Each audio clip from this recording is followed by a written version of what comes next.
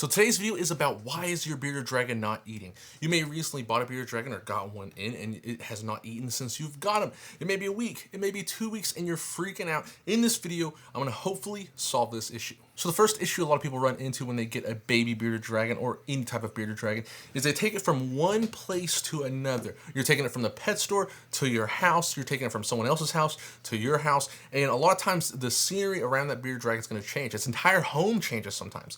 You're taking it from a tiny little place inside of a reptile store to a giant house that you're giving it a new 120-gallon tank, 40-gallon tank, whatever you give it.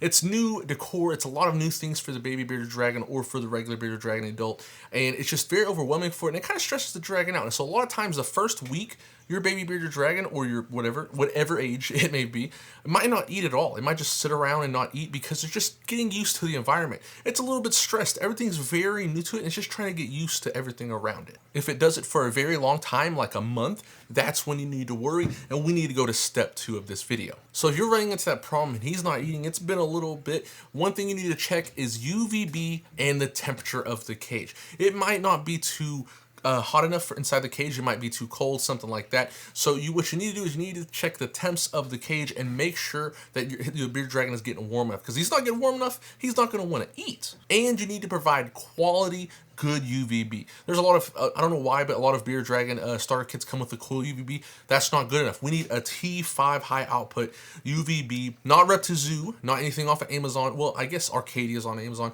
but a ZooMed T5 and Arcadia T5, one of those two, they're quality, they're trusted, they're reliable. You need one of those on top of the enclosure. 24 inches is usually what you need. 12% around there, 10.0 for ZooMed, 12%. But you need quality UVB. This regulates so much of the bearded dragon's metabolism, so that's what you need in order to have a healthy bearded dragon. Next up, the heat. We need to talk about temperatures. So air temperatures, you can have it around the 80s to the 90s, but you don't want your air temperatures to be over like 95 degrees or 99 degrees. You don't want it really, really hot air temperature wise, but you do need a basking spot. And there is a difference between the two temperatures. The difference is the air temperature of the enclosure is just the air around it. But then your heat lamp's going to be shooting a beam of light on a basking spot, and that spot should be around 105 to 115 degrees maximum. 115 is maximum. You don't want to go above 115 usually. So 105 around there, it's 108, that's okay as well. But you want that beam of light that's hitting the spot. That's why you need a temp gun. You get a temp gun, you register. If it's 105, 110, that's perfect for your bearded dragon. You know it's getting quality temperatures. But the air temperature needs to be a little bit warm as well. So sometimes some people have a really cold house, and even the air temperature inside of the tank might be 69 and the hot spot might be a little warmer. You just want to raise the internal heat of the tank a little bit more. You can add stuff inside of the tank to try to see if that'll like kind of hold the heat in, like more tree limbs, and it kind of traps the heat because there's stuff's going in there. It's kind of like the air is not just rising out of the cage. You can do stuff like that. But a lot of times when bearded dragon's not eating, it's usually an issue with temperature and UVB. But next up, if it's not that, it could be brumation. One of the big things about bearded dragons not eating is the time of year. Now, the bearded dragon will not do this during the summertime and springtime. They will only do this during the winter and like around fall. So around September to March, that's when you'll see this happen. But a lot of times from around September to March, a bearded dragon is going to hibernate. It's called brumation, and they just go into hibernation. They don't eat, they don't drink, they just usually go to sleep in a corner. But this is one big rule, and what's going to go off into the last step of this video. They do not usually lose a massive amount of weight. They usually don't lose weight at all. All my bearded dragons who went into hibernation, even my Uromastyx, all my other lizards, when they go into hibernation, they don't lose any weight. They stay almost exactly the same. If they lose a little tiny weight, it's almost unnoticeable. Only time I notice it is when I weigh them, and that's it. But the one thing that you need to look out for is if your bearded dragon is not eating and he's sleeping through the daytime, eyes closed, he's hiding off in a corner. If he starts to lose weight while doing so, he starts to lose weight in his arms, in his tail, on his thighs. If he's starting to lose weight, that's when you need to worry, and you might have to take them to a vet.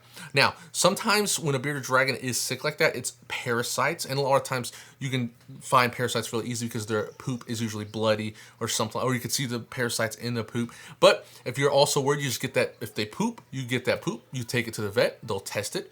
It's fairly cheap for most places. Some places are astronomical depending on where you live. But for me, it's only 25 bucks. I go in there, I get it checked out. They tell me yes or no. Another sign can be a respiratory infection if it's not parasites. Now, you don't have to get rid of all of it's. I won't get into that, but Sometimes there is a small amount of pinworms inside of the in bearded dragon. It is okay. It's very normal. They have like a symbiotic relationship. But when they get sick or they're stressed and they're not healthy, a lot of times those pinworms just overtake the bearded dragon, make them sick. That's the thing. But let's get off into this more sicknesses like respiratory infections. So sometimes when a bearded dragon is not taken care of properly, bad husbandry is an issue, and they get a respiratory infection. How can you tell the difference between a respiratory infection? Well, a bearded dragon usually will have a hard time breathing. Bearded dragons are very good breathing with just straight through their nose, but when they can't breathe through the nose and they're like or like they look like they're burping, or they do burp, or they're like sitting there and they're trying to and they just all of a sudden they have to breathe through their mouth, that's most likely a respiratory infection, and you need to take them to the vet and get antibiotics. When they have a respiratory infection, they usually will not eat.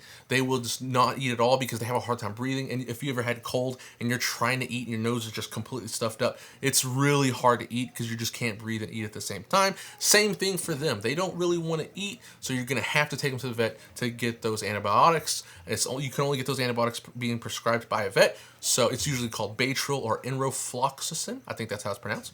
But you get that, and your beard, after like a week or 2 week treatment, your bearded dragon will be fine and he'll start eating again. But a lot of this boils down to usually like temperature, humidity, and stress. That's the one thing. If you get those correct and you have everything dialed in perfectly and he's still not doing something, you might want to take him to the vet. But a lot of times the biggest thing you want to look out for, again, like I said, is weight loss. Don't worry about the stomach weight, because a lot of times bearded dragons, they don't keep a lot of fat in their stomach. They do a little bit, but you really want to worry about the rest of his. If his eyes start sinking in, you need to go see a vet immediately. That's a very dangerous sign. If the eyes start to sink in, that's extremely dangerous. You need to take it to a vet.